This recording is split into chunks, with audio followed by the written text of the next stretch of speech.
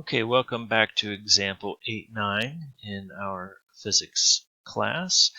And what we are doing here in this example, we were cut off at the end of the last video, but we have these two examples of these suspended weights or masses that are going to rotate about an axis.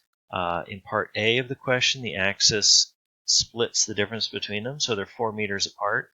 And so the distance from each mass to the axis is 2 meters. In part B, the axis is off to the left of the first mass, and so it has a distance of 1/2 meter, and the 7 kilogram mass is going to have a distance of 4.5 meters. So it's going to have a big old path to travel there. And so we had said that the moment of inertia for any system, generically speaking, is equal to the sum of mr squared. And so I had m and r. Looks like I forgot to square them. Okay, so that's something you got to watch out for. Don't forget those exponents. We've got mr squared for the 5 kilometer, or kilogram rather, the kilogram mass, and 7 kilograms times 2 meters squared. And so that is going to equal 48 kilogram meters squared. So that's the moment of inertia for the first situation. Now let's look here at the second situation. All we've done is moved the axis of rotation. The masses are the same, the distances between the masses are the same, but now it's going to have to rotate about a different axis. So we use the same formula. I is equal to the sum of mr squared. And so the first mass, 5.0 kilograms, times its distance is right here, just the distance from the mass to the axis is 0.50 meters squared. I'm not going to forget to square it this time. Plus the second mass is still 7.0 kilograms. This time its distance to the axis is 4 plus 0.5, or 4.5 meters squared. Okay, so we plug that into the calculator and we should get 143 kilogram meters squared. So that's a significant change, isn't it? We went from, in the first situation, 48 to 143. So that's nearly tripled the moment of inertia just by moving the axis. So the way that the mass is distributed is just as, or perhaps more important to the rotational moment of inertia than the total amount of mass. Let's look at another example here where we have a rotating object. We have a pulley that has a mass of 4 kilograms and a radius of 33 centimeters.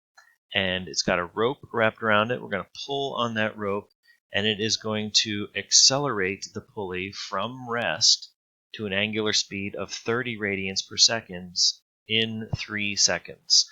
So let's write some of these things down here. We've got mass equals 4 kilograms, radius equals 33.0 centimeters.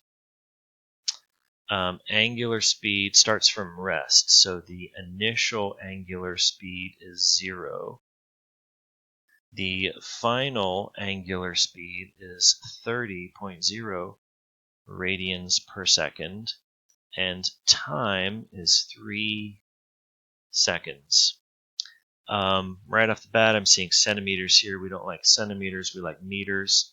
So move that decimal place over to get 0.330 meters. That's better. So if we got kilograms, meters, radians seconds, that's all good. And it says if there is a frictional torque of 1.1 Newton meters at the axle, so torque is 1.10 Newton meters, determine the moment inertia of the pulley.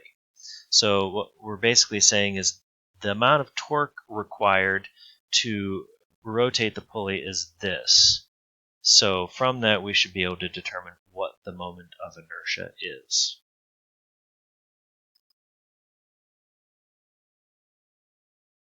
So if we hop back here to this slide, we can see that Newton's second law of motion for torque is that the sum of torque equals I times alpha, moment of inertia times angular acceleration.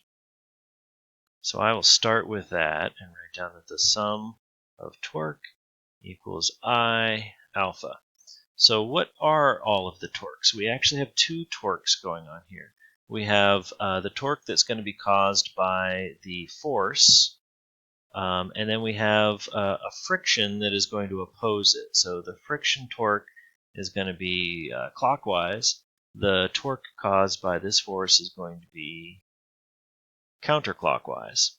And so we can call the counterclockwise torque positive and the friction torque negative. And so the torque caused by this force is going to be Ft times the radius of 33.0 centimeters. Okay, that's one torque. And then the other one is the frictional torque, which was, I believe, given to us in the problem statement. Yeah, 1.10 Newton meters. 1.10 Newton meters. So that's the sum of our torques. Actually, was the pulling force given to us as well, Ft? Yes, that was the very first thing given. I didn't write that down. A 15 Newton force is applied. So that Ft is 15.0 newtons times, again, I want this to be in meters, 0.330 meters, minus 1.10 Newton meters. And that is equal to 3.85 Newton meters. So that's the sum of our torques, is 3.85 Newton meters. Now let's look at the other side of the equation. We have I and we have alpha. Maybe I'll just do that separately. We'll just strike a big line there, and let's just look at I individually. So my initial thought was to treat this pulley as a solid cylinder and just use the equation I equals 1/2 mr squared. But I went back and looked at the original problem statement and realized I is really what we're supposed to be calculating based on this other information. So although this is approximately a cylinder, it's not exactly. It's a you can see there's some sort of lip or flange on the outside of this. So it's not going to exactly be like a cylinder. So instead of using one of the formulas, instead of using this formula right here, which was my initial inclination, we're going to just leave I as our unknown that we're ultimately going to solve for. So we're going to forget that. And instead, let's move on here to alpha. So alpha is our angular acceleration. It's the change in angular velocity over the change in time. And we are told in the problem statement that we go from 0 to 30 radians per second. So our delta W is not W, omega. I've got to watch myself sometimes. 30 meters per second. Nope, not meters. This isn't linear velocity. It's angular. It's radians per second. So 30 radians per second divided by our delta t, which is 3.00 seconds, and that equals 10.0 radians per second squared. That is our acceleration, our angular acceleration. So now we can go back to our Newton's second law of motion for rotational motion and say the sum of tau is equal to I alpha. So the sum of tau, the sum of torque, was 3.85 Newton meters, and that equals I, which we're going to leave as unknown, times 10.0 radians per second squared. So I is going to be equal to 3.85 divided by 10.0, or 0.385 kilogram per meter squared. So that is the answer. That is the moment of inertia of this pulley. Now, out of curiosity here, I'm just wondering, had we treated this as a cylinder and used the formula 1/2 mr squared, what would that have given us? So that would be 1/2 times 4 kilograms times 0.330 meters squared. And that's equal to, that is equal to 0.2178, which is less than what we calculated this way. And that makes sense because this pulley seems to have more of its mass distributed along its outer edge.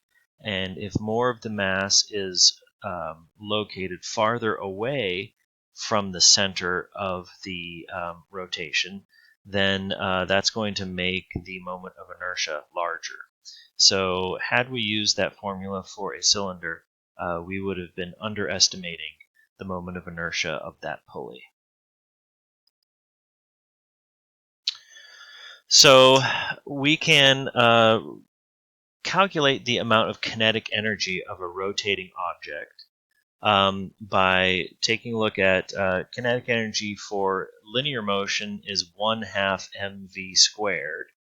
And when we talk about rotational energy, mass can essentially be replaced with moment of inertia, and v for velocity can be replaced with omega. And so we end up with kinetic energy for rotating objects is 1/2 I omega squared.